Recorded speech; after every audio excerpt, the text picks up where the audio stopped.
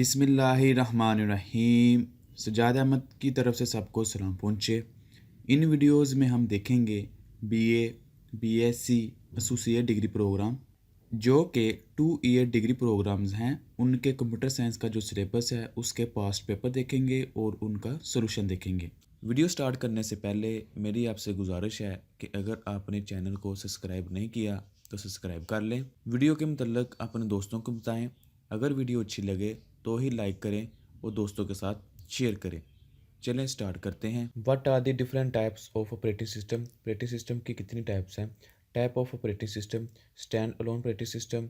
Stand alone operating system कौन से होते हैं? जो खुद अकेले काम कर सकते हैं। मसलन डेस्कटॉप कंप्यूटर है, वो हम विंडोज इंस्टॉल करते हैं तो वो डेस्कटॉप कंप्यूटर की एग्जांपल है। तो आप जैसे विंडोज इंस्टॉल करते हैं तो बस उसने काम करना शुरू कर देना है। उसके बाद जो है नेटवर्क ऑपरेटिंग सिस्टम है। नेटवर्क ऑपरेटिंग सिस्टम के अंदर क्या होते हैं कि ऐसे नेटवर्क जिनको हम अटैच करते हैं तो हमारा ऑपरेटिंग सिस्टम आगे करता है। यानी कि जो ऑपरेटिंग सिस्टम किसी नेटवर्किंग के साथ अटैच होकर अपनी परफॉर्मेंस करता है तो हम उसको कहते हैं नेटवर्क ऑपरेटिंग सिस्टम। आगे एम्बेडेड ऑपरेटिंग सिस्टम में क्या आता है? An embedded operating system is operating system for embedded computer system. तो जो एम्बेडेड कंप्यूटर सिस्टम होते हैं उनके लिए जो ऑपरेटिंग सिस्टम इस्तेमाल किया जाता है हम उसको कहते हैं एम्बेडेड ऑपरेटिंग सिस्टम। ये वाला क्वेश्चन हम ऑलरेडी कर चुके हुए हैं। उसके बाद अगला क्वेश्चन देखते हैं। Do all the parts in the question answer all the. अगर ये आ जाता है कि पार्ट 2 कंप्यूटर प्रोग्रामिंग यानी कि जो विजुअल बेसिक है उसका ये हिस्सा है, तो उसके हम एमसीक्यू पहले देख लेते हैं कि क्या क्या एमसीक्यूज आए हुए हैं। सबसे पहले हम machine language is 4GL in binary source code high level language. तो मशीन लैंग्वेज होती है वो बाइनरी फॉर्मेट में होती है, यानी कि 010101 की फॉर्मेट में। An event is an activity perform by computer regularly function that execute automatically block of code in the program. तो इवेंट जो है वो ब्लॉक ऑफ कोड है कि जब भी हमने कोई इवेंट करना है मसलन क्लिक का, तो उसके पीछे कौन सा फंक्शन होना चाहिए। फिर हम कोई माउस ओवर का करते हैं तो उसके पीछे कौन सा फंक्शन परफॉर्म होना चाहिए। तो पीछे वो एक कोडिंग का मखसूस ब्लॉक होता है। What is the value of x after the following statement? तो एक्स की क्या वैल्यू होगी जब ये स्टेटमेंट एग्जीक्यूट्स होंगी? क्या होगा कि एक वेरिएबल लिया वो इंटीजर टाइप का, उसके अंदर ज़ीरो वैल्यू हमने स्टोर करवा दी। अब इधर ज़ीरो है और इधर 30 है और इन दोनों को जमा करके दोबारा एक्स को दे दिया तो ये बन गया 0 जमा 30 30। तो इसलिए इसका आंसर होगा 30। विच of the following is a correct name of variable in VB? Variable को हमने करेक्ट नेम देने के लिए कौन सी टर्म इस्तेमाल करते हैं? Name, var var name, so byte, variable name, all of the above correct. तो इसके अंदर है कि हम वेरिएबल और उसका नेम जो लेते हैं वो वाला ऑप्शन दुरुस्त है। टू डिस्प्ले ए मैसेज, एक मैसेज को डिस्प्ले करवाने के लिए function is use input box, message, message box, none. तो मैसेज बॉक्स को हम इस्तेमाल करते हैं कोई भी मैसेज शो करवाने के लिए।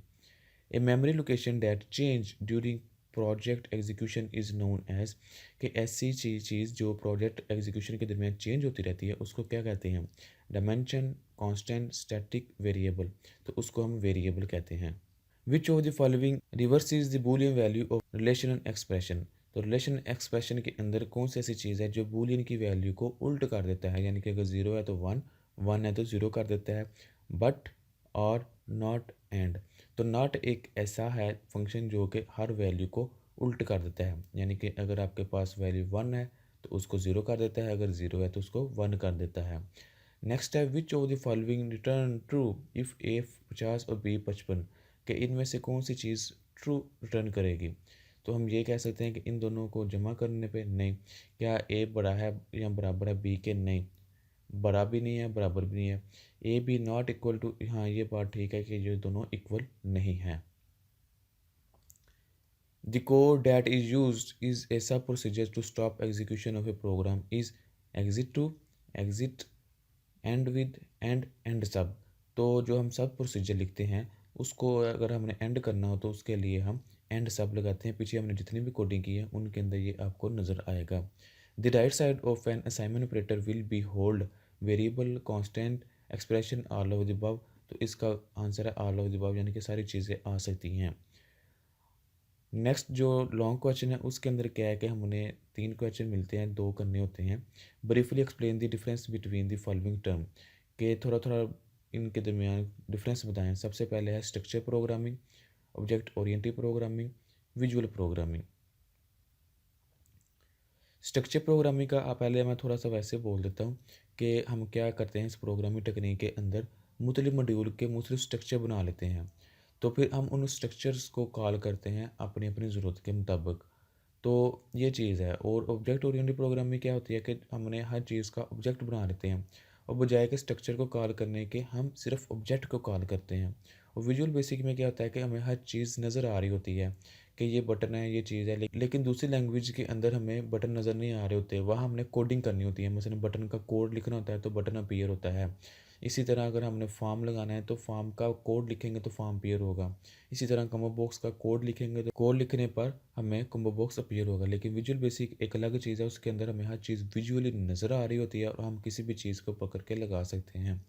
उसके बाद आ जाता है कि इसकी थोड़ी डिस्कशन दे सकते हैं। Structure programming is a program technique in which a program is divided into small units called the module या सब प्रोग्राम। तो इसके अंदर हम क्या करते हैं स्ट्रक्चर प्रोग्रामिंग के अंदर कि हर चीज़ को छोटे-छोटे मॉड्यूल में के अंदर तकसीम कर देते हैं। Each module consist of different instruction और to perform the particular task. तो हर जो मॉड्यूल हम बनाते हैं उसका मखसूस कोई काम होता है। The module is executed when the main program call it. तो मेन प्रोग्राम जब उसको कॉल करता है तो वो मॉड्यूल चलता है। हर प्रोग्रामिंग टेक्निक के अंदर एक मेन प्रोग्राम होता है। मेन प्रोग्राम चलता है तो ही अंदर जितने भी छोटे-छोटे प्रोग्राम होते हैं चलते हैं। मसलन एक गाड़ी है तो उसका जो मेन बंदा है यानी कि ड्राइवर, वहाँ हर चीज़ बैठ के हैंडल होती है। वो चाहे कि पहले ब्रेक को कॉल करे, पहले रेस को कॉल करे, पहले हॉर्न को कॉल करे। इसी तरह जो मेन प्रोग्राम होता है उसकी मर्ज़ी है कि वो अपनी-अपनी ज़रूरत के मुताबिक किसको कॉल करता है। लेकिन कहने को तो उसकी मर्ज़ी है, लेकिन ऐसा नहीं होता। जो-जो हमने उसको इंस्ट्रक्शन दी होंगी, जो-जो हमने वहाँ लिखा होगा कि ये बात कॉल करना है, उसके बाद ये कॉल करना है, उसके बाद ये कॉल करना है, तो उसने उसी को ही कॉल करना है। When main program call a module, that control move to call module temporarily. The control move back to the main program after executing instruction of the module. तो ये ऐसा होता है कि मसलन अगर एक प्रोग्राम है वहाँ 50 मॉड्यूल पड़े हैं, तो फिर क्या होगा कि जिस मॉड्यूल को भी वो कॉल करेगा, जैसे ही वो मॉड्यूल की कोडिंग ख़त्म होगी यानी कि एग्जीक्यूट हो जाएंगी, वो तो दोबारा जो कंट्रोलर है दोबारा वहाँ मेन पे आ जाएगा। ऐसा नहीं है कि एक को कॉल करने के बाद वो दूसरे पे ऑटोमेटिक चला जाएगा, नहीं। बल्कि जिसको कॉल किया वो ख़त्म होने के बाद वो फिर उधर ही आ जाएगा जहाँ से उसने स्टार्ट किया था। Structure programming is an easy and simple technique for writing program. तो ये कह रहा है आसान और सिंपल टेक्निक है। It makes program easy to write, check, read and modify. तो इसके ज़रिए हम आसानी से मॉडिफाई कर सकते हैं, रीड कर सकते हैं, प्रोग्राम को चेक कर सकते हैं। This technique is use only 3 types of instruction. तो इसके अंदर हम सिर्फ 3 टाइप की इंस्ट्रक्शन लिख सकते हैं। So the program are not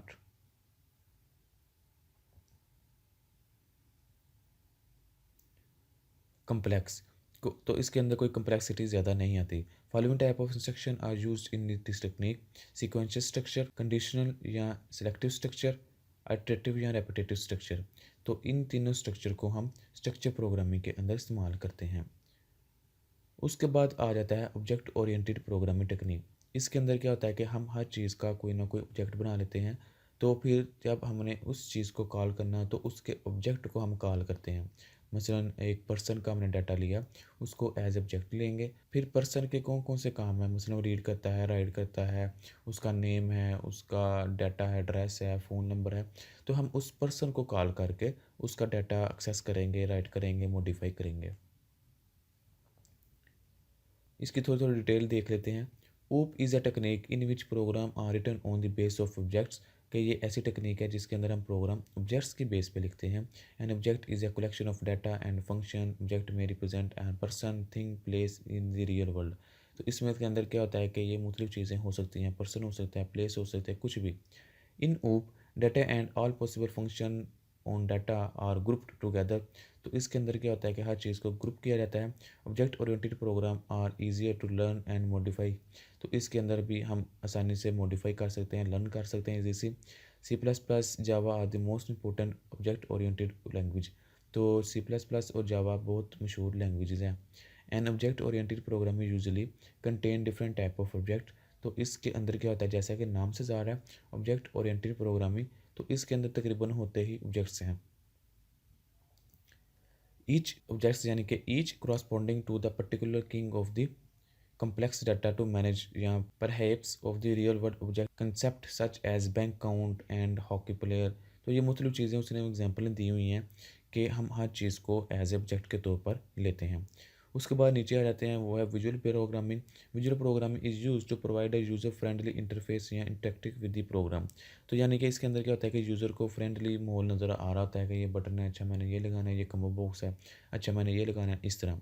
Different objects like window, menu button and list box are the used to develop the graphic user interface। तो वहाँ मुख्तलिफ चीज़ें पड़ी होती हैं, ये हम पहले देख चुके हैं। हर चीज़ के यूज़र को एक अच्छा इंटरफेस नज़र आए। A visual programming environment provide all objects as built-in components to develop a graphic user interface। तो इसके अंदर हमें हर चीज़ बनी बनाई पड़ी हुई मिलती है, हमने सिर्फ उनको यूज़ करना होता है। The programs does not have to create these objects. तो प्रोग्रामर को ये ऑब्जेक्ट्स क्रिएट नहीं करने पड़ते विजुअल बेसिक के अंदर, लेकिन सी प्लस प्लस और जावा के अंदर उसको क्रिएट करने पड़ते हैं, यानी कि उसका कोड लिखना पड़ता है। When the programmer needs to specify objects such as button, he select it from the toolbox। तो वो सिंपल क्या करता है, टूल बॉक्स के अंदर जाके बटन को सिलेक्ट कर लेता है, तो बटन लग जाता है। बटन के ऊपर डबल क्लिक करता है तो वहाँ ये बटन लग जाएगा। These components can be moved, इनको हम मूव कर सकते हैं, रिसाइज कर सकते हैं, रीनेम कर सकते हैं। In Visual Basic Program environment, the programmer design user interface visually instead of the writing code। तो इसमें क्या होता है कि यूज़र जो है वो विजुअली जो चीज़ हमें नज़र आनी है उसके ऊपर डिज़ाइनिंग के ऊपर काम ज़्यादा करता है बजाय कि उसको कोडिंग पे, क्योंकि हर चीज़ तो कोड हुई होती है, सिर्फ हमने चीज़ें लगानी है और उसके पीछे बस कोड लिखना है। The visual basic programming environment also provide the facility to attach code with each component. तो इसके अंदर क्या रहा है कि हमें वो फैसिलिटी प्रोवाइड करते हैं कि हमने कोई भी कंपोनेंट लगाया है, बटन, लेबल, टेक्स्ट बॉक्स, तो उसके अगेंस्ट हम कोड लिखें। The attach code is executed when the user interact with objects. तो क्या होता है कि जो उसके साथ कोड अटैच होता है तो वो एग्जीक्यूट होता है जब उसको एग्जीक्यूट करने के लिए हम कमांड देते हैं। For example a window is close when the user click on the close button. तो सिंपली क्या है कि जैसे हम क्लोज बटन के ऊपर क्लिक करेंगे तो विंडो क्लोज हो जाएगी। Some popular visual programming environment are the visual basic developer, those are and power builder. तो ये उसकी दो एग्जांपल्स हैं।